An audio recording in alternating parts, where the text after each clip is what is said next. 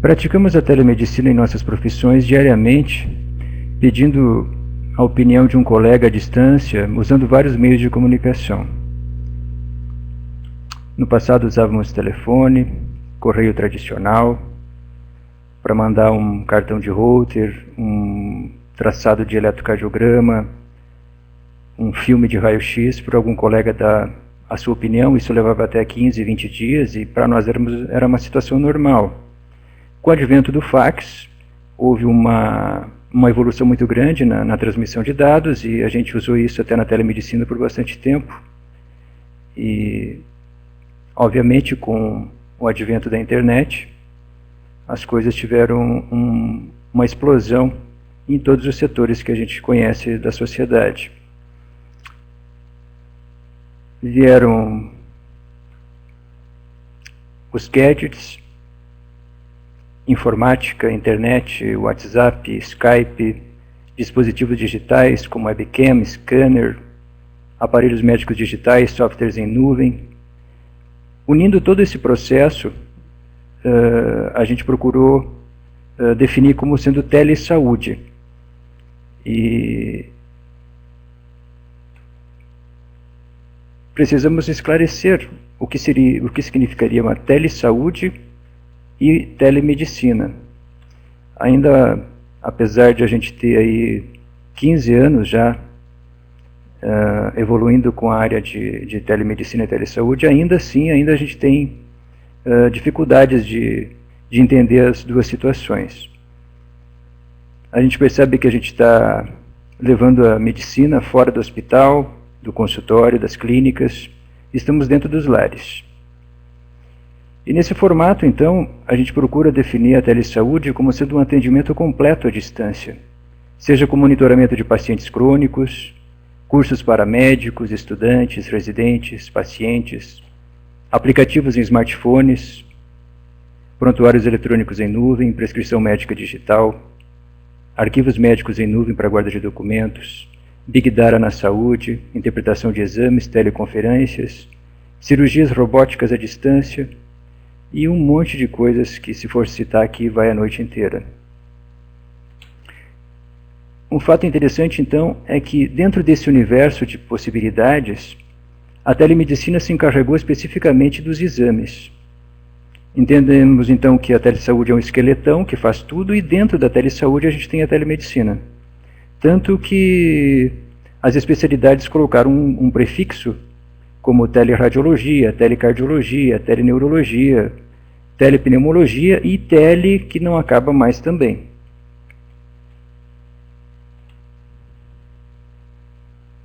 A partir do uso rotineiro da internet, todas as profissões reinventaram seu modelo de trabalho. Ou seja, os dois serviços andam lado a lado, no meio digital e no meio presencial.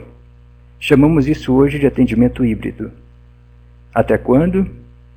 Enquanto existir a criatividade do ser humano para criar novos caminhos a partir da tecnologia e inventar novas profissões.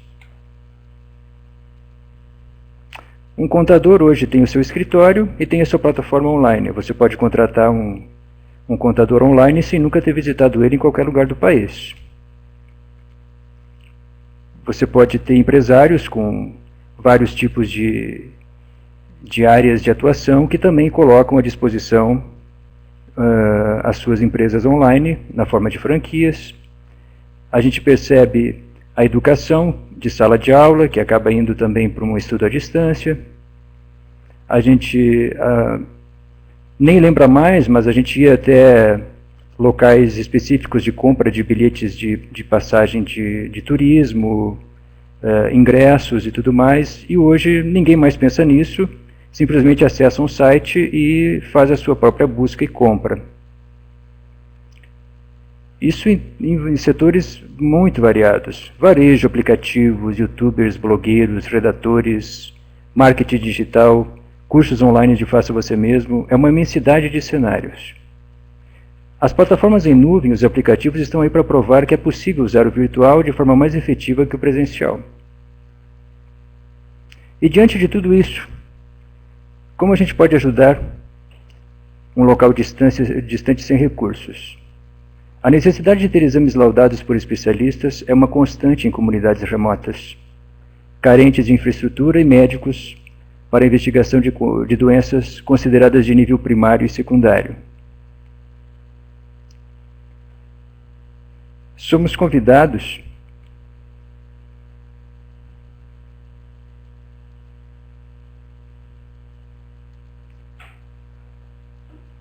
no início das nossas carreiras a morar e trabalhar em regiões afastadas, com poucos recursos, e a resposta é sempre negativa. Os motivos, todos nós sabemos: infraestrutura.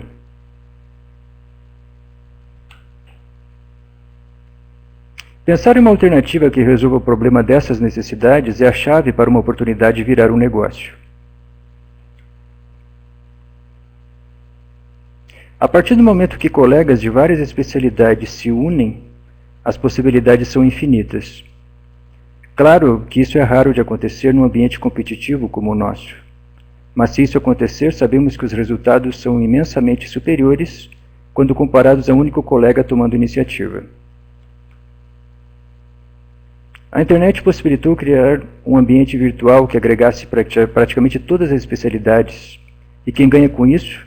Todos: o médico, a clínica, o hospital de uma área remota, o especialista logado na plataforma, o paciente, a sociedade. Se formos entender o histórico da telemedicina, a gente percebe que ela começa oficialmente na NASA para monitorar sinais vitais e ritmo cardíaco de astronautas na década de 60. Na mesma década, em Harvard, testava o envio de imagens de raio-x de um aeroporto junto com informações básicas do paciente para o hospital, onde o plantonista decidia se transferiria de ambulância ou não.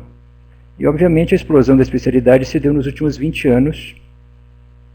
E, mesmo assim, em 20 anos, nós ainda temos uma situação desigual no globo terrestre. Há nações que desconhecem totalmente a telemedicina e outras que dependem completamente. Canadá e Estados Unidos disparam no uso da telemedicina. Também em países europeus como Inglaterra, Alemanha, França, Escandinávia. Na Ásia seriam o Japão, Coreia, Singapura. Na África, por sua vez, há países que nunca ouviram falar, assim como lugares na Ásia e na Oceania, exceto Nova Zelândia e Austrália, número 1 em telepsicologia no mundo. A Groenlândia depende totalmente da telemedicina dirigida a partir da Dinamarca. Aproveitar a tecnologia e desenvolver uma plataforma de telemedicina em nuvem é uma forma de negócio digital. Diante disso, como é que se posiciona o Conselho Federal de Medicina em relação às regulamentações? A telemedicina e a telesaúde são legais. Existem regulamentações aprovadas pelo Conselho Federal desde 2002, quando define e disciplina a prestação de serviços através da telemedicina. Em 2007, aprova as normas técnicas concernentes à digitalização e uso dos sistemas informatizados para a guarda e manuseio de documentos. Em 2009, define e normatiza a teleradiologia. Em 2012, recebemos o CRM digital. Em 2013, a empresa que presta serviços de telemedicina deverá ser registrada no Conselho Regional de Medicina, onde ela está situada. E em 2014, regulamenta o uso da prescrição digital. Resumindo, é permitido ao médico interpretar exames à distância relacionados à sua especialidade, com registro no CRM do seu estado para atender todo o Brasil. Responde no mesmo princípio de sua atividade profissional feita presencialmente. O médico do serviço que envia os exames em arquivos é também responsável e responde pela qualidade na execução dos exames e assume a conduta de acordo com a interpretação feita do laudo recebido na plataforma de telemedicina. É recomendado que o funcionário que realiza os exames seja pelo menos um técnico em enfermagem, que também responde pela qualidade dos exames realizados.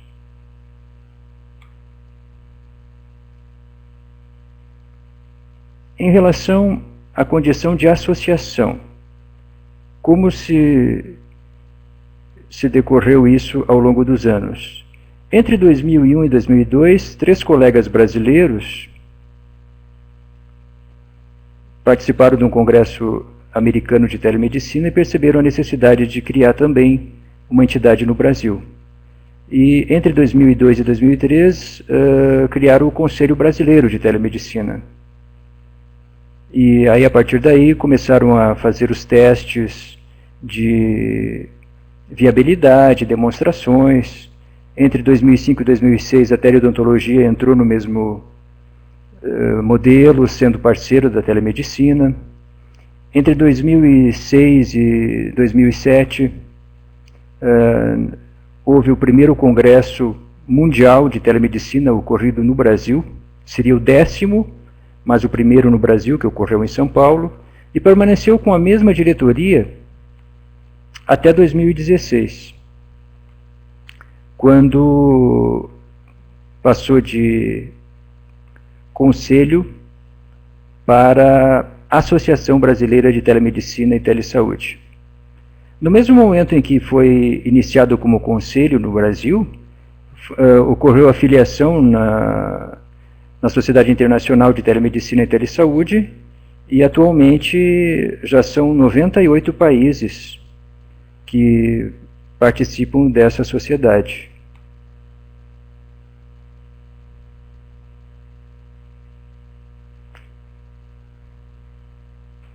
O especialista que trabalha com telemedicina não está autorizado a realizar consultas à distância, podendo apenas dar consultoria para outros médicos que participam na intermediação do atendimento.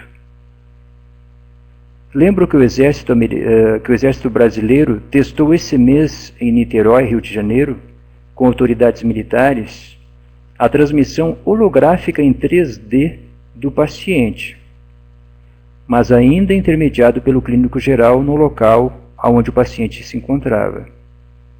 Também não é permitido procedimentos à distância, como na radiologia intervencionista, na hemodinâmica.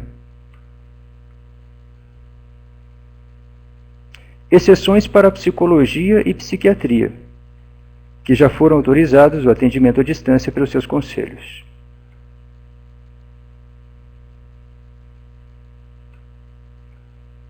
Os caminhos percorridos. A telemedicina tem seu início oficial em 96, quando universidades iniciam estudos e trabalhos de mestrado baseados em rede e e-mail. Posteriormente, investindo numa plataforma em nuvem de telemedicina, acompanhando a tecnologia cloud, como tantos outros setores. Hoje temos a RUT, Rede Universitária de Telemedicina, composta de 124 instituições em todo o Brasil. Mas ainda temos colegas solitários laudando exames de sua especialidade por e-mail ou acesso remoto na máquina do cliente. A aceitação nas zonas remotas ocorre em todos os níveis. A centralização do atendimento público, com o Brasil Redes e a RUT, são as áreas que mais se beneficiam. Este mês, o Ministério da Saúde comunicou no Congresso RIS 2017 um investimento em telesaúde de R$1,5 bilhão de reais. Eles querem implantar esse sistema em todas as unidades básicas de todos os municípios do Brasil e querem economizar com isso, no final de um ano, 20 bilhões de reais em despesas de repetição de exames, repetição de consultas, avaliações e toda a centralização da parte de atendimento tanto a nível ambulatorial quanto hospitalar. A telemedicina propiciou a inovação para todos. Um clínico é capaz de expandir sua atuação no mercado de saúde de sua região, oferecendo exames que até então eram impossíveis de ter acesso, por não disponibilizar de suporte de uma plataforma de especialistas focados nesse mercado. Antes do advento da telemedicina, os colegas com especialização em medicina do trabalho pediam os exames e os colaboradores eram encaminhados para os consultórios dos especialistas. Era uma condição de ausências nas empresas para exames de rotina que custavam muito caro. Agora o colega tem nas mãos um mercado muito vasto, onde monta sua clínica, contrata os aparelhos em comodato e faz tudo sozinho. O médico ou seu técnico realiza os exames dentro das empresas. A medicina ocupacional adquiriu um espaço nunca antes sonhado e está melhorando a qualidade de vida e trabalho dos empregados com a telemedicina, assumindo um papel central na atenção e realização dos exames. A maioria dos donos das clínicas populares não são médicos. São investidores que aproveitaram a oportunidade de oferecer consultas e exames mais baratos para uma faixa da população que fica entre o SUS e os convênios. Infelizmente, não somos treinados para pensar em empreender. Assim, segmentos que enxergam a oportunidade assumem o papel de criar alternativas de negócios que poderiam ser totalmente absorvidas pelos médicos. Nos tornamos funcionários de empreendedores. Como a teleodontologia é parceira da telemedicina, acabam também incluindo nas suas clínicas exames médicos e realizando e enviando para a plataforma de telemedicina. O que chama muito a atenção é que isso se expandiu para farmácias,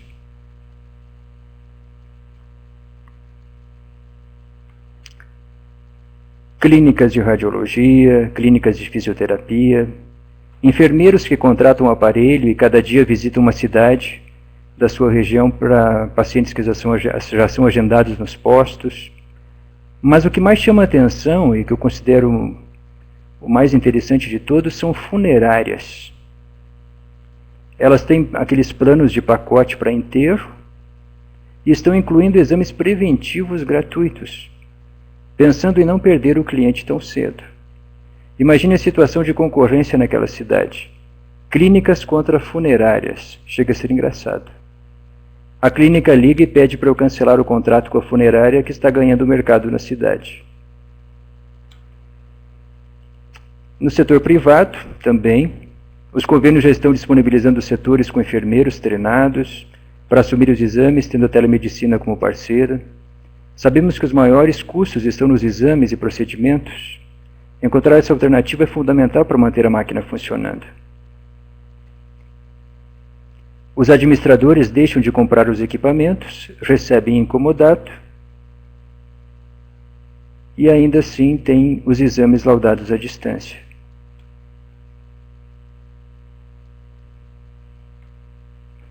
O que deu certo? Não podemos nos posicionar em relação a uma realidade vista pelos olhos dos médicos de grandes centros, onde tudo está a seu dispor. Motivos pelos quais optamos em ficar nos grandes centros e esquecemos como os colegas clínicos atuam nas pequenas cidades.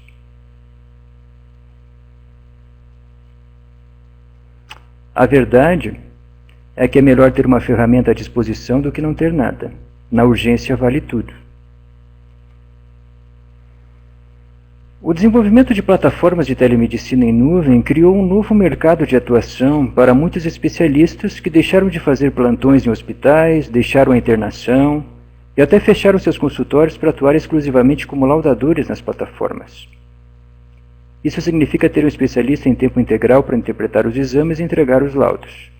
O cliente acaba recebendo o resultado do exame em minutos, superando qualquer serviço presencial.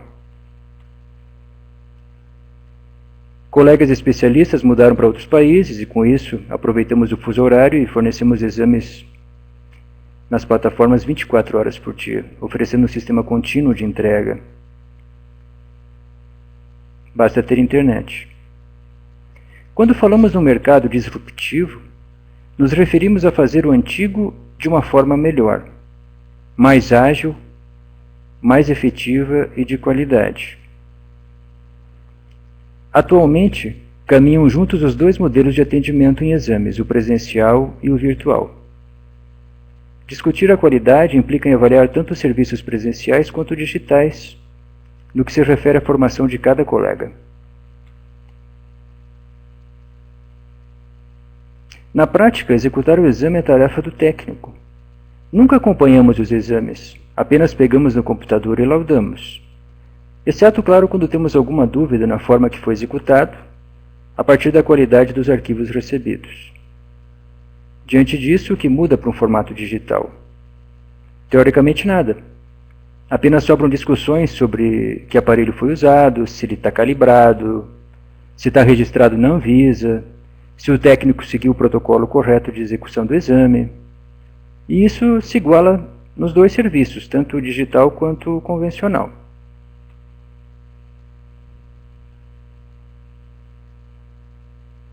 Os investimentos não se limitam ao desenvolvimento de softwares em nuvem. É possível comodatar qualquer aparelho no ramo da saúde. Aparelhos para UTI, bloco cirúrgico, emergência, tudo está disponível. Na telemedicina tem a vantagem de ainda, além de receber o equipamento, você também recebe os laudos dos especialistas. Esse movimento trouxe oportunidades para todos os estágios de atendimento na saúde.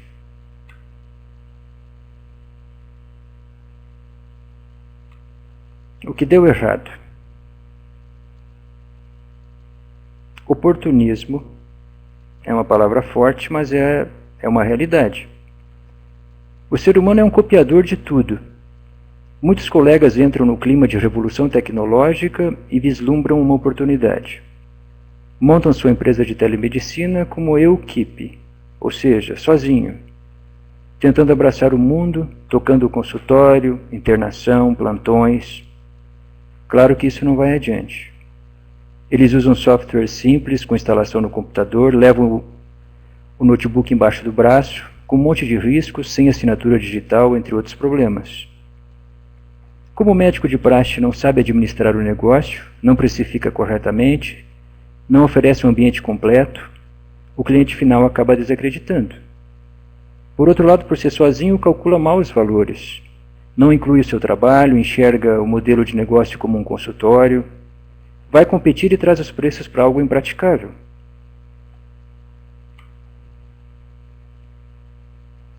Picaretagem. Sim.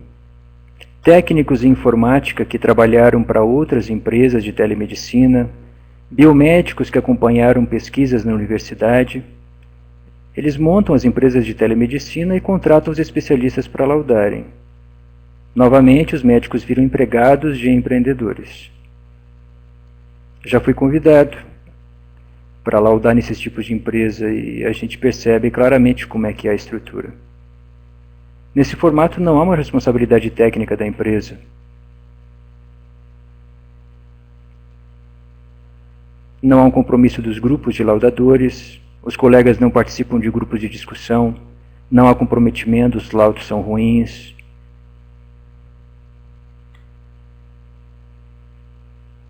Outro cenário que se forma são os fabricantes dos equipamentos que montam um software fechado para os seus aparelhos. O especialista compra o equipamento, fica escravo do fornecedor, ganha estrutura de telemedicina e novamente entra no problema de eu-keep. E não pode aceitar outros aparelhos de outros fabricantes. Sozinho ele se acha capaz de atender vários clientes, sem pensar que tem uma vida, fica doente, dorme à noite, tira férias, tem consultório, plantões.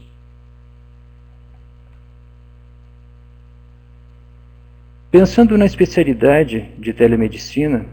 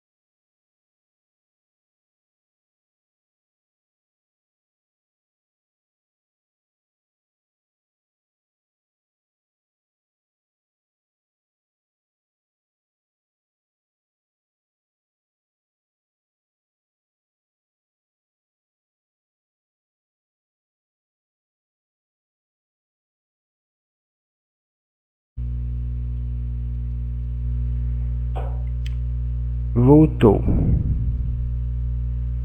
Estão me ouvindo? Caiu a conexão?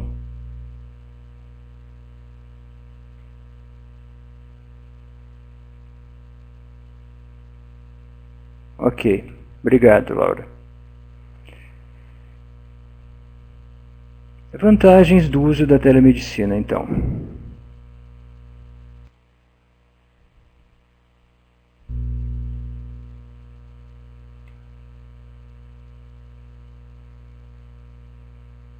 O fuso horário permite que colegas que moram em países com diferença de 12 horas possam trabalhar durante o dia e disponibilizar com isso os exames noturnos no Brasil.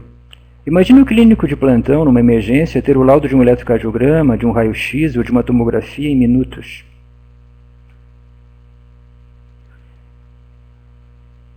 Plataformas disponibilizam prestação de serviços de laudos de todas as especialidades. Essa condição centraliza os laudos em um único lugar, disponibilizando para toda a equipe do hospital, da clínica, todo um histórico, os exames antigos para comparação, uma segunda via, condutas anteriores de colegas que atenderam o paciente.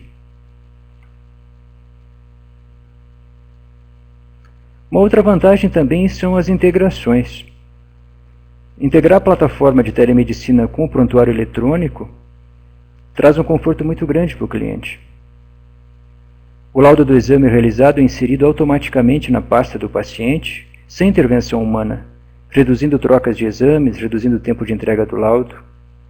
O médico tem acesso ao prontuário em qualquer lugar, em qualquer dispositivo que ele possa navegar na internet. Isso otimiza muito o trabalho do médico. A disponibilidade de ter uma equipe de laudadores em tempo integral é sonho de qualquer serviço de saúde. Poder disponibilizar o laudo do exame em minutos traz benefícios únicos para qualquer serviço de saúde.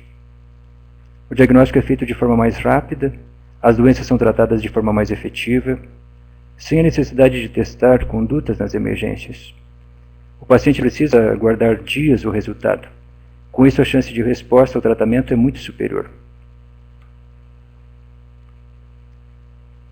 Precisamos lembrar que colegas que laudam nas plataformas têm especializações e subespecializações, com condições e tempo de opinar sobre os diagnósticos, sugerindo condutas e exames quando é necessário alguma complementação da investigação.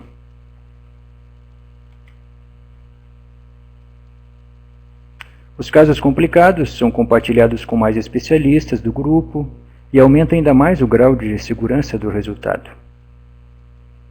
Sabemos que as cidades pequenas precisam diariamente levar os pacientes para centros maiores, apenas para realizar os exames que podem ser feitos na sua cidade. Os custos públicos e privados com o uso da telemedicina reduzem significativamente. Os colegas clínicas, de todas as clínicas que recebem os laudos, sabem que podem discutir o resultado do exame com o especialista através de um canal, só para essa situação. A qualidade do atendimento primário se eleva consideravelmente. Quando ele discute, tem uma segurança na conduta que ele precisa fazer.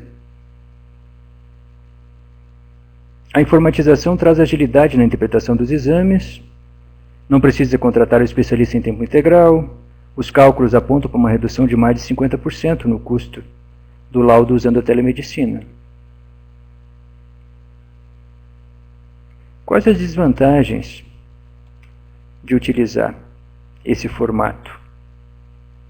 O maior problema está nos clientes de zonas remotas, no grau de qualificação do técnico, de enfermagem, dos enfermeiros e até dos próprios médicos, que não fazem a mínima ideia de como realizar os exames.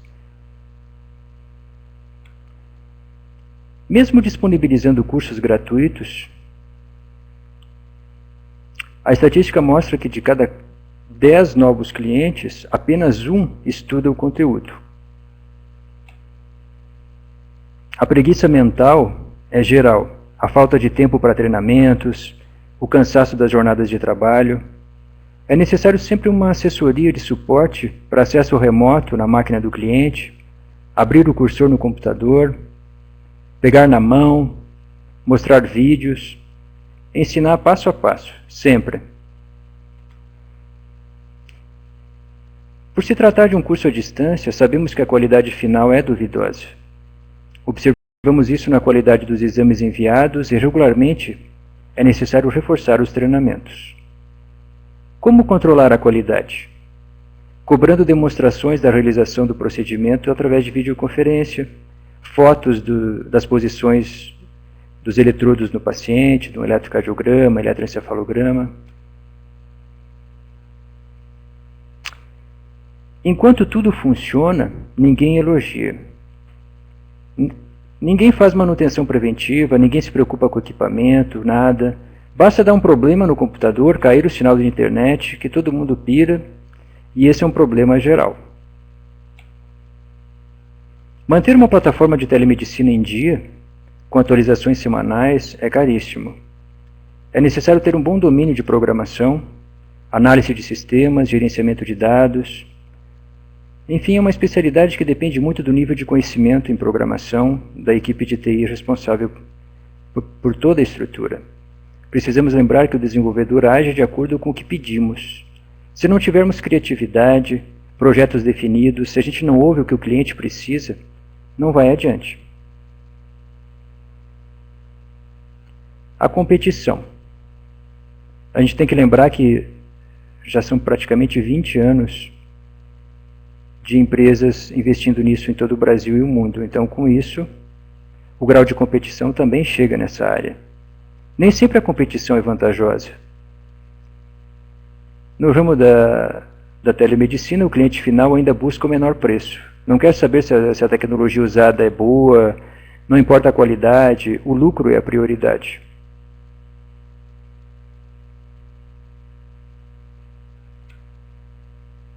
É necessário acontecer problemas na entrega, na qualidade dos laudos, na agilidade do serviço, para que o cliente contrate uma plataforma habilitada. Muitas vezes ele acaba falindo antes mesmo de resolver seus problemas. Já houve casos que o cliente clonou o carimbo do médico, liberava todos os exames normais, acabou sendo processado e foi resolvido com a implantação da assinatura digital. É clássico no primeiro contato do cliente ver que a busca é pelo custo do laudo. Passa um tempo e ele volta percebendo que precisa mais do que isso. Um exemplo é o exame ser mal executado por falta de treinamento adequado. O especialista dá um laudo com resultado errado, baseado no registro do exame. O paciente consulta com o especialista de outra cidade, repete o exame e não tem nada. Ele volta no serviço, mete a boca e acaba desacreditando em toda a região. Comprar um equipamento médico implica em desembolsar uma boa grana, e isso pesa para quem está começando. Se não tem clientes regulares, fica ainda mais difícil de ter retorno do investimento. O comodato tem ajudado muitos clientes, sendo uma média de um contrato com o aparelho do próprio do cliente e 9 pedindo em comodato.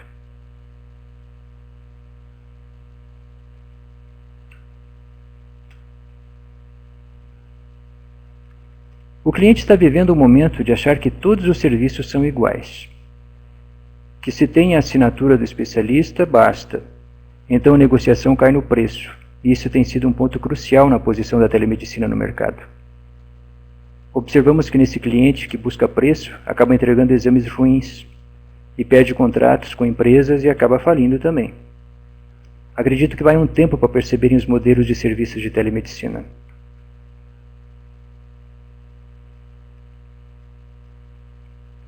Entender o funcionamento da plataforma sempre depende do nível de conhecimento em informática de cada pessoa que está envolvida nisso.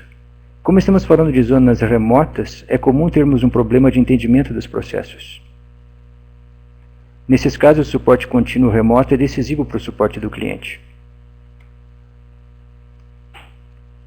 Os colegas mais antigos, que não tiveram contato com a telemedicina nas universidades, têm resistência em aceitar a especialidade. Ainda é comum muitos médicos de pequenas cidades acharem que é ilegal, não aceitando o serviço.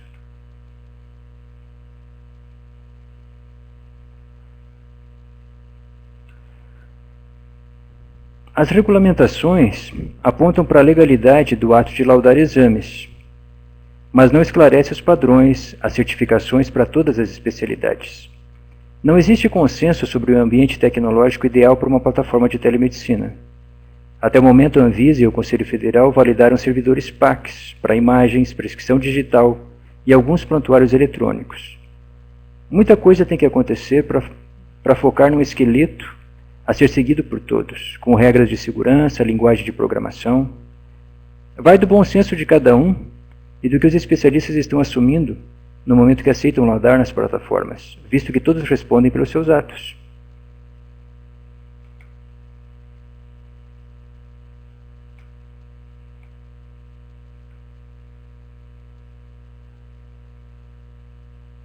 Precisamos ver a telemedicina como uma ferramenta dentro da telesaúde, e não como algo individual. A centralização numa plataforma em nuvem de telesaúde é fundamental para todos falarmos a mesma linguagem. Num país continental, onde o sistema de saúde é caótico, conseguir centralizar o atendimento nesse formato vai trazer uma revolução em todas as áreas de atendimento. Disponibilizar uma integração para o serviço de saúde privado, seja convênio particular, também terá uma grande revolução. Os aplicativos sincronizados com os prontuários eletrônicos, alimentando informações em tempo real sobre medicamentos utilizados, horário de tomada, momento de recompra, monitores de níveis de pressão arterial, ritmo cardíaco, saturação, marca-passos, glicemia, monitores de atividades laborais. Tudo isso integrado vai trazer muito mais informação na decisão médica.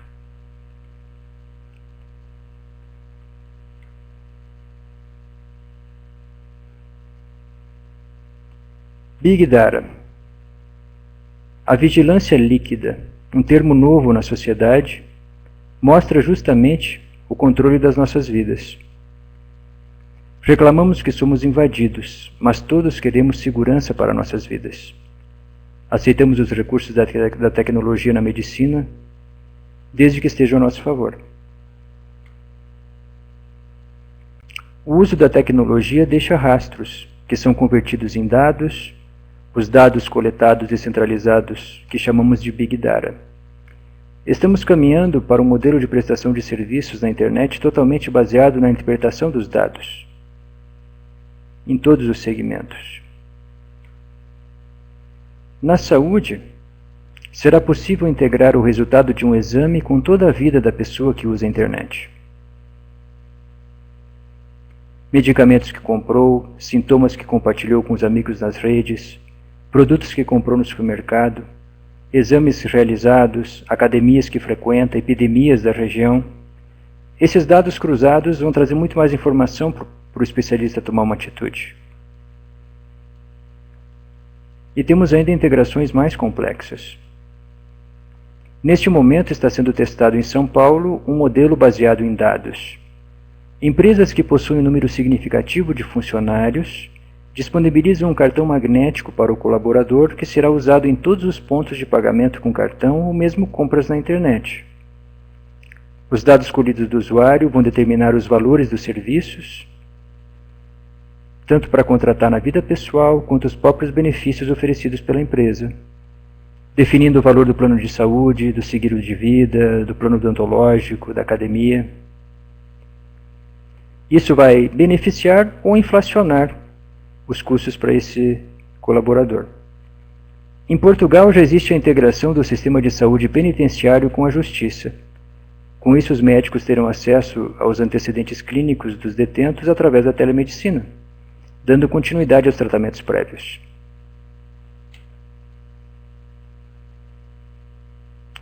E daqui em diante, um tema muito discutido e cada vez mais gente a favor ou contra da inteligência artificial.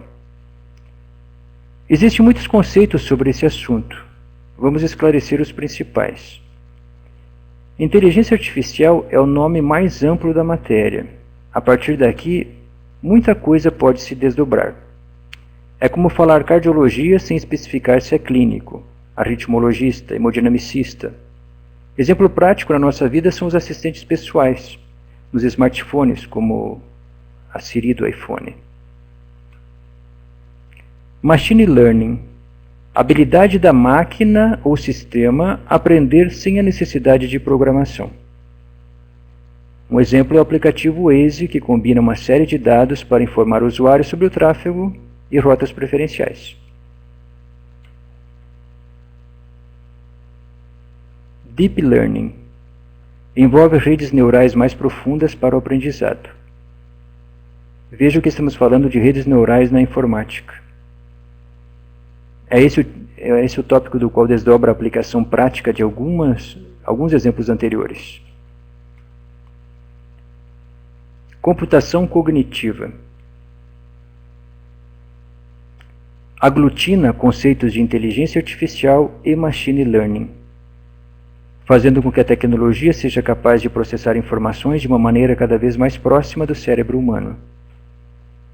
Um grande destaque da computação cognitiva é o Watson, da IBM, um sistema sofisticado que já usa inteligência artificial para apoiar médicos no diagnóstico e tratamento do câncer, através de análises financeiras, para ver a melhor conduta.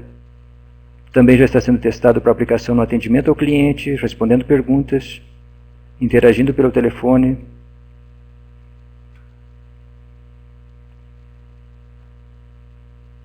Alguns exemplos de pesquisa em Deep Learning, porque, na verdade, todo o cenário por trás da inteligência artificial depende da Deep Learning.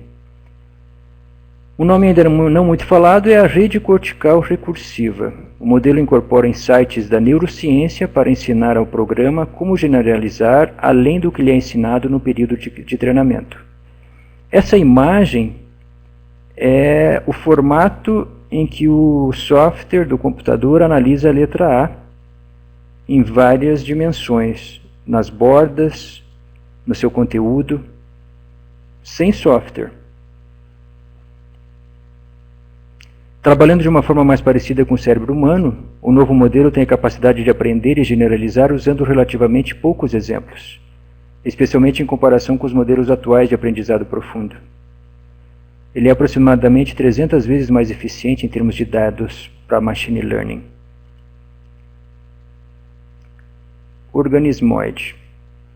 Computação neuromórfica baseada no esquecimento. Estamos falando de material quântico capaz de esquecer coisas triviais e focar no importante, como faz nosso cérebro. Se trata de um tipo de cerâmica usada para fabricar transistores sinápticos. Computação, hein? Esse material reage com hidrogênio e na sua presença é capaz de expandir-se e na retirada o contrário. E daí? A resposta a cada ação na presença do hidrogênio é modificada de acordo com a resistência aplicada. É um comportamento chamado de habituação, presente nos animais anencéfalos. E para tocar todo esse trabalho de dados, precisamos da computação quântica, uma tecnologia muito eficiente em que mantém os bits dos processadores em múltiplos estados ao mesmo tempo. Precisamos dos computadores para processar esses dados, e além dessa tecnologia, já existem ainda computadores sendo testados sem processadores e com velocidade muito superior. A computação tradicional tem bits ligados e desligados. Muito bem. Machine Learning na telemedicina. Usando o conceito de Machine Learning, podemos entender que a plataforma de telemedicina se prepara para incorporar essas tecnologias. Atualmente é possível interpretar uma tomografia nesse sistema em 15 segundos. Imagine o número de vidas salvas quando aplicada no eletrocardiograma e na pesquisa de AVC nas emergências. 15 segundos interpretando tomografia. Quem já faz isso na prática? Uma empresa americana chamada Zebra Medical Vision. Ela criou o programa Vision AI1, aonde que interpreta tomografia por $1 para os radiologistas. Para matar a curiosidade de como essa empresa faz isso, Ela usa um modelo de interpretação de dados chamado TensorFlow, que foi desenvolvido e está sendo aperfeiçoado por um grupo de pesquisadores há 2 anos, bancados pelas principais empresas digitais do planeta. Quando falamos nessa tecnologia, a maioria se posiciona com insegurança, assim como entrar num carro autônomo, que em breve está na nossa garagem. Até o momento eu tive contato com 2 trabalhos bem conduzidos. Um que comparou o resultado de radiografias feitas por radiologistas e pelo software. Obviamente que os radiologistas perderam. Esse sistema teve 122 mil imagens analisadas para diagnóstico de pneumonia, com 14 possibilidades. E foi mais específico a interpretação do software. Na minha área de cardiologia, a mesma coisa aconteceu e também o computador ganhou dos cardiologistas, interpretando o eletrocardiograma com mais qualidade. A máquina não vai substituir o homem, vai ao contrário trazer mais segurança nos diagnósticos, associado à análise da Big Data. O médico especialista ficará com a função de curador, monitorando o cenário virtual do aprendizado das máquinas, e um consultor para os casos mais complexos, em que a criatividade humana precisa estar presente e o uso do bom senso deve ser primordial. Deve ser humano para escolher a melhor conduta. Me refiro nesses casos como, por exemplo, os estadiamentos em neoplasias, acompanhamento de evoluções de tratamento e resultados, até termos uma base sólida de aprendizado de machine learning. O trabalho com inteligência artificial é um aprimoramento constante, precisamos estar atentos a isso. A criatividade é exclusiva do ser humano e não tem como um computador, pelo menos até o momento, substituir essa qualidade. Manter uma equipe de curadoria fixa será fundamental para preencher eventuais lacunas de conhecimento que apareçam nos supercomputadores, garantindo excelência de resultados pretendida.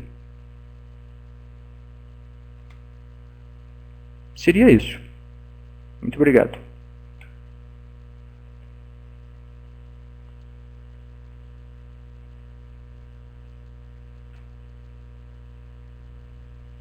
Obrigado ao colega José Mosch pela brilhante palestra. Muito interessante mesmo, né? É um tema que vem crescendo e a gente não tem como realmente negar, oferecer resistência. Como toda inovação, sempre a gente vai ter como ser humano, até às vezes medo de ser substituído pelas máquinas, é uma forma reacionária de assumir essas posições. Mas com o tempo a gente vai admitindo a ideia, inclusive agregando essas novas tecnologias, nossas práticas médicas. Hoje isso já é uma realidade. Quem nunca, né? Então, trabalha com WhatsApp. Eu lembro de algum tempo atrás, quando houve aquela decisão jurídica de bloquear o WhatsApp, foi em caos no Brasil todo, porque todo mundo hoje trabalha de fato com WhatsApp. Desde do pipoqueiro que vende pipoca ali, até coisas mais complexas como reuniões, até mesmo médicos trocando informações. E você oferecer resistência à telemedicina hoje, que é uma realidade, que está se começando e está começando a sua regulamentação, é a mesma coisa que você botar 50 anos atrás e falar, olha, esse aqui é um celular e ele vai ser usado no futuro para conversar, trocar informações, dados, fazer reuniões. Então, é como se a gente estivesse voltando tirando uma posição que, hoje no presente, vislumbrando já o que será o futuro. E é uma coisa já que não tem como a gente frear essa tecnologia. Esse mês mesmo, no JAMA, saiu um artigo falando sobre uma nova especialidade médica nascendo, que chama-se o médico virtualista, que é o médico, então, consultor ou que trabalha com essa ferramenta que é a telemedicina. É um artigo muito interessante, saiu no JAMA agora de novembro de 2017 e recomendo todos a lerem. Queria perguntar ao doutor Morte, como é que está hoje, além da radiologia, né? Que é uma coisa já que se usa no dia a dia. Os médicos radiologistas dão laudo no conforto da sua casa, ou em qualquer local de trabalho, até mesmo na beira da piscina e praia. Então, como hoje, além da radiologia, e também a área que o senhor atua, que é a cardiologia, como que está a realidade para as outras especialidades? O que vem acontecendo? Quais são as dificuldades? E o que você pensa sobre essa ferramenta expandir para outras especialidades? Eu percebi que, do ponto de vista de organização, investimento e tecnologia, a radiologia ela teve um desenvolvimento muito superior comparado às outras especialidades.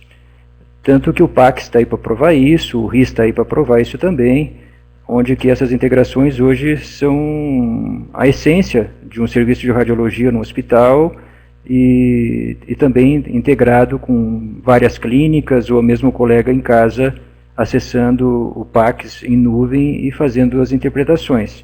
As outras especialidades elas são um pouco mais tímidas, elas caminham um pouco mais individualizadas, seja a neurologia, a pneumologia, dermato, a psiquiatria e assim por diante, eles como eu tentei comentar, ainda não se dispôs de uma estrutura fechada e segura como a radiologia. Cada um faz do seu jeito, cada um desenvolve a sua estrutura de trabalho, um só faz neurologia, outro só faz pneumo, outro só faz dermato, psiquiatria, psicologia. Não há um consenso, e esse é um dos problemas, porque a gente não consegue ver nisso muito valor do ponto de vista de segurança, de tráfego de informações, de integrações. O ideal é a gente pensar como uma integração que consiga colocar todas as especialidades no mesmo tráfego, para daí a gente conseguir centralizar daquele paciente todas as informações num único lugar. Ainda não está sendo possível ter isso no Brasil. A ideia do Ministério da Saúde, com essa verba que ele liberou agora esse mês para licitação, é que no serviço público se consiga isso. Agora, no serviço privado, a gente tem, eu acho, muita coisa pela frente, porque cada um decide aquilo que acha melhor para a sua empresa, para o seu hospital, para a sua entidade, então vai ser meio complicado. Mas o caminho é esse, pensando do ponto de vista público, como é a maioria do cenário no Brasil, que é 80% do atendimento praticamente é público, vamos colocar assim, já vai ser um marco para nós ter acesso num posto de saúde de qualquer lugar, de qualquer cidade, toda a história. Se um paciente viajou do Rio Grande do Sul e foi lá para o Nordeste, ele foi lá num posto, ele vai ter a vida dele ali, e vai ser um cenário fantástico. Eu penso muito nisso e torço para que isso aconteça da forma que a gente está planejando. Tá certo. Mais uma pergunta aqui, Dr. Morte. A Cássia Fré, ela está perguntando para você. Gostaria de saber como trabalhar com o comodato da melhor maneira possível. Ela diz, na minha área, as empresas que vendem e alugam os aparelhos de eletrocardiograma também vendem o serviço de laudo de eletrocardiograma. Como conseguir trabalhar com o comodato e competir com o mercado? O que depende muito de cada empresa que decide usar o serviço de telemedicina, o comodato, é também a competição no seu local, onde ele desenvolve as suas atividades. Aí vai regularizar o preço dos serviços. Se a pessoa pensa em um custo mínimo possível, tanto do equipamento quanto dos laudos, o ideal é ela adquirir por conta própria o equipamento, porque os laudos vão ser muito mais baratos, 30% a menos do que ter o aparelho junto. Mas mesmo assim, ainda para quem está começando, se consegue fazer um trabalho de marketing ativo na sua região e ela consegue ter um aparelho incomodato por um valor muito acessível. Dá um exemplo, por exemplo, se a pessoa quer colocar um aparelho de eletrocardiograma em qualquer lugar que tenha internet, em comodato, ela paga uma mensalidade de R$ 300, com aparelho em condições, com garantias e suporte, e ainda tem 30 exames gratuitos nesse valor. Então é um sistema que realmente traz muita agilidade e economia. Ela vai fazer uma conta ali que vai custar R$ 10 o laudo para ela. E ela pode vender um laudo a R$ 30, R$ 40 e ter um bom lucro com isso. Então é um mercado que realmente assim, é bom para técnicos em segurança do trabalho, medicina ocupacional, clínicos em geral, que conseguem, além das consultas, que a gente sabe que são valores reduzidos e tem que fazer lá 40, 50 consultas por dia, agregar um exame junto traz mais valor, traz um rendimento maior, é um empreendedorismo fazer isso. Eu acredito que para quem não tem conhecimento em informática, em análise e programação, que é uma coisa que a gente tem que todo dia estudar isso aí, e pensa em inovar, pelo menos a ideia de ser um clínico, que a gente sabe que mais da metade dos colegas são, e não tem exames na sua região, essa é a alternativa hoje. Ela pode montar uma clínica de exames e ter um faturamento muito melhor do que só consultas. Se eu tivesse, no início da minha carreira, há mais de 20 anos atrás, uma alternativa dessa, eu não teria comprado os equipamentos, eu teria feito a mesma coisa, porque o investimento é bem alto nisso. Perfeito. Uma outra pergunta que chegou é se existe já no Brasil alguma coisa de aplicabilidade em relação ao machine learning e quais que seriam aqui no Brasil, quer dizer, na verdade é o que já está acontecendo no mundo, né? Principalmente na interpretação de resultados. Mas existe já no Brasil alguma coisa sendo usada na saúde da tecnologia de machine learning? Existe. Existe uma empresa de telemedicina no Brasil que ela é acelerada pelo Google. Essa empresa se ofereceu para parceria e os engenheiros do Google estão testando nessa empresa justamente essa análise fria dos exames e colocando na frente os exames mais considerados de urgência ou mais alterados, para que a gente não siga aquela rotina de pegar o que chegou primeiro e daqui a pouco, dali uma hora, tem um que estava infartado e perdeu 1 hora de vida. Então, os primeiros testes no Brasil estão nesse sentido, de colocar na frente os considerados alterados. É a única coisa oficial no Brasil que tem até agora. A gente vê então, né, a gama de possibilidades que uma tecnologia dessa e da outras que você citou tem de aplicação dentro da saúde, né? Nesse sistema de, por exemplo, o que faz, o que você citou, uma triagem, né, de casos mais severos em relação a outros casos. Outra pergunta é a seguinte: existe um aplicativo que, na verdade, na época que se surgiu esse aplicativo, ele é um aplicativo que visualizava na mesma tela, por exemplo, no iPad, todos os dados do paciente internado na UTI. Por exemplo, a parte elétrica, gasometria, de pique, etc. Tal. E isso funcionou nos Estados Unidos, mas aqui não funcionou. Existe alguma coisa que interfira ou que atrapalhe a implantação desse tipo de tecnologia? É a questão da segurança da transferência de dados. Por exemplo, o médico está em casa e está querendo acompanhar junto com o médico intensivista o seu paciente que ele operou ou que está cuidando.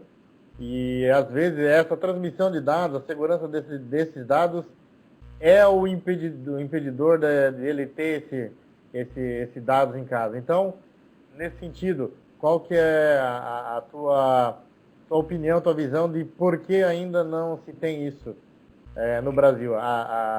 O acesso aos dados intra-hospitalares de informações para médicos no ambiente extra-hospitalar. No caso da eu acredito que esteja relacionado sim com a segurança. Eu acho que todo mundo deve de lembrar quando teve o evento do AVC da esposa do Lula, que rapidamente compartilharam via WhatsApp os resultados de tomografia, coisas que eram totalmente sigilosas e que os próprios colegas estavam compartilhando num aplicativo comum. Então imagina liberar uma ferramenta dessa intra-hospitalar para que os colegas usem. Vai ainda, eu acho, do bom senso nosso, de saber que são dados sigilosos e que a gente teria que ter, assim, pelo menos um nível de segurança de acesso muito grande. Eu acredito que isso vai acontecer, mas precisa ainda evoluir muito a segurança, para que não ocorra como a gente percebeu pelas mídias, esse compartilhamento que ficou muito feio, inclusive para nós, a maneira que o público teve acesso a isso também. É fácil de fazer isso, porque todo o processo está em rede dentro do hospital e basta compartilhar pela internet. A questão é o acesso, é igual ao acesso de bancos e tudo mais, em que tem todo um grau de segurança. A partir do momento que esses programas de telesaúde evoluem e que a tendência que a gente percebe, muito provavelmente todo o processo de navegação de cada usuário vai ser documentado em momento de entrada de acesso, quem digitou o código, o que ele fez, deixou de fazer. A partir do momento que a gente consegue estruturar bem esse formato, com certeza nós vamos ter acesso a essas informações em qualquer lugar. Basta realmente investir nesse formato. Entendi. Seria uma espécie de certificação digital, a exemplo do que se faz hoje com aqueles cartões de CNPJ eletrônico, CPF eletrônico. É isso? Exatamente. Na telemedicina é assim, para que o colega possa acessar o sistema, ele precisa desse tipo de validação. A partir do momento que é disponibilizado para o cliente fazer o acesso ao laudo e a impressão, automaticamente o sistema libera a certificação digital para eles, e não são todas as plataformas que fazem isso. Como eu falei, ainda não há um consenso. A gente procura seguir as melhores práticas para que quando ocorra um consenso disso, a gente chegue, sente e coloque, olha, a estrutura é essa, assim, assim e tal. Mas é muito variável isso no Brasil, não há um consenso. Tanto como eu coloquei, tem colegas que só tem o software no seu notebook, em mais lugar, se roubarem, se queimar o HD, não tem nada. Vocês imaginam que nível de segurança é essa para liberar exames para os clientes? E outros, por exemplo, que nem isso tem e usam TeamViewer para acessar a máquina do cliente e fazer o laudo do outro lado. Isso é inviável, né? Ainda é uma coisa grotesca, mas tem ainda isso. A questão de segurança ainda, apesar do avanço tecnológico, a gente vê que a questão de segurança, principalmente no Brasil, né, que é um país continental, diferente às vezes de um país menor da Europa, ou até nos Estados Unidos, que você tem um controle extremo da segurança, e lá fora, tanto aqui quanto lá, a tecnologia hoje está disponível. A dificuldade toda é mesmo nessa questão de segurança do tráfego de dados, né, de informação. Uma outra pergunta que chegou aqui é em relação ao uso da telemedicina para consulta colega para colega, né? Agora não envolvendo médico ou paciente, agora colega para colega, né? Existe alguma questão de regulamentação para isso? Por exemplo, se um colega quer montar um serviço de consultoria em neurologia ou neurocirurgia, então ele abre uma plataforma em que ele se dispõe a dar essa consultoria, né? Qual que é a questão de regulamentação sobre isso? De colega, troca de informação de colega para colega. Hoje a gente já faz isso informalmente, através do WhatsApp e outras ferramentas, mas em termos de regulamentação, o que poderia impedir isso, ou isso é tranquilo, inclusive uma oportunidade de empreender na medicina? Isso já é regulamentado, a intermediação do clínico com o seu paciente junto com o especialista lá do outro lado, né? Vários convênios no Brasil já fazem isso, já contratam os especialistas para as plataformas deles, para dar essa consultoria. Então o clínico lá do outro lado faz a consultoria com o especialista e o paciente pode ou não estar junto naquele momento porque ele tem o histórico e depois ele atende o paciente e toma a conduta dele. Isso é legal, já está regulamentado e não há problema nenhum. Ocorre muito também na psiquiatria, isso que ainda não, o Conselho de Psiquiatria não autorizou integralmente o atendimento do psiquiatra com o seu paciente. Só na psicologia, sim, eles podem fazer o primeiro atendimento presencial se quiser e depois 20 consultas dessa maneira. Mas sim, é uma possibilidade e a questão é saber como divulgar isso e botar valor nesse formato. Porque a gente depende de cada região que vai atuar, depende do cenário, das relações que ele tem com os outros colegas. Isso é bem complicado, mas é legal, é possível fazer, mas tem que ver se o investimento procede, se vale a pena. Entendi, perfeito. O colega Almir Silva está perguntando, ele diz, estou trabalhando em um cliente prestando serviços de consultoria de gestão e estratégia à clínica. Percebi que aqui na minha região há empresas que emitem laudos para alguns exames e principalmente radiológicos. Então, laudos radiológicos. Pergunto, isso é confiável e mais rentável à clínica? Existe duas formas de trabalhar com a interpretação de radiologia à distância.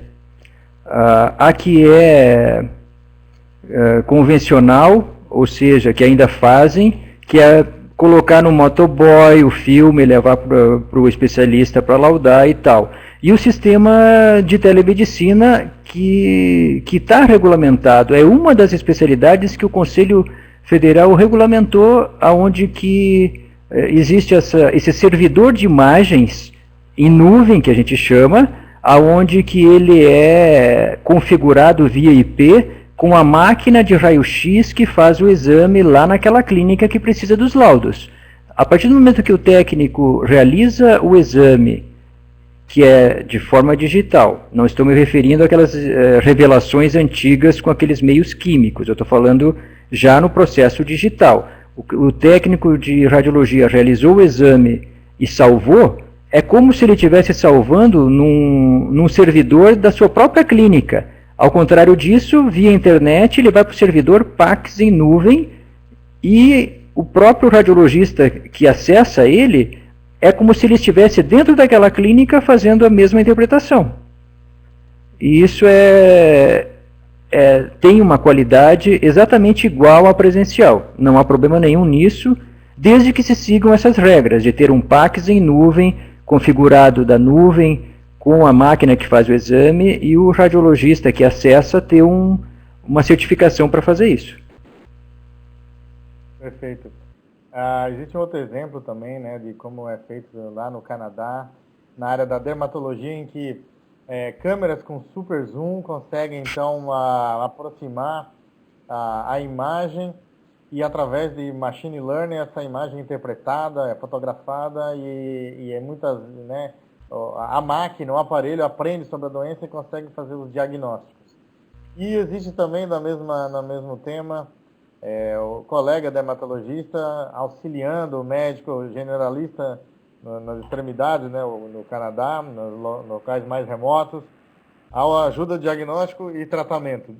Eu acho que, esse é só mais algum exemplo, como é da radiologia, da cardio, eu acho que é uma ferramenta a mais que vem ajudar a medicina, ela não vem tirar emprego de ninguém, acho que ela vem, na verdade, aumentar mais esses bancos de emprego para os médicos que estiverem, então, antenados e na crista, né, dessa nova onda que é a telemedicina. Enfim, estamos agora aqui para os momentos finais. Gostaria, então, de repassar novamente a palavra para o nosso convidado palestrante de hoje, do Dr. Mosch, para suas considerações finais e aí então fazer um encerramento desse app, do segundo app da Associação Catarinense de Medicina. Dr. Mosch, suas considerações finais. Eu gostaria muito de agradecer essa oportunidade de poder passar um pouco do que a gente vive no dia a dia da especialidade para os colegas. e disponibilizar o nosso site, que tem um blog que eu escrevo há quase 10 anos, todo um conteúdo voltado para a telemedicina, suas inovações, para quem quer se interagir com todo esse processo e se atualizar. Não tem nada a ver com venda, é uma ferramenta de compartilhamento de informações. Então, o colega acessa o blog, faz assinatura e vai receber semanalmente todos os materiais relacionados a isso. Todas essas dúvidas que vocês têm sobre a especialidade é discutido com exemplos, com imagens, com vídeos, e fica disponível para todos que têm interesse nesse formato. E fico disponível, qualquer necessidade a mais por parte da sociedade, do Dr. Will, que basta entrar em contato e a gente volta a falar no assunto. Se precisarem de qualquer coisa da minha área, fiquem muito bem à vontade. Obrigado. Obrigado, José Mosch, principalmente por ter aceitado esse desafio de estar com a gente nesse projeto. É um projeto inovador, né, dentro do que a gente tem em Realidade Brasil. É a primeira associação médica a utilizar essa ferramenta de webinários, né, de palestras online, para justamente atingir a capilaridade que a gente precisa. E, na verdade, a gente está hoje fazendo uso da telemedicina no sentido informativo, né? E gostaria de agradecer também a todos os colegas que disporam dos seus horários. Sei que a gente tem a dificuldade do trabalho do dia a dia e ainda reservar um horário para assistir uma palestra ou outra. Por isso que a gente toma cuidado também em questão do tempo. Hoje foi super bem. Começamos e estamos acabando em praticamente 1 hora,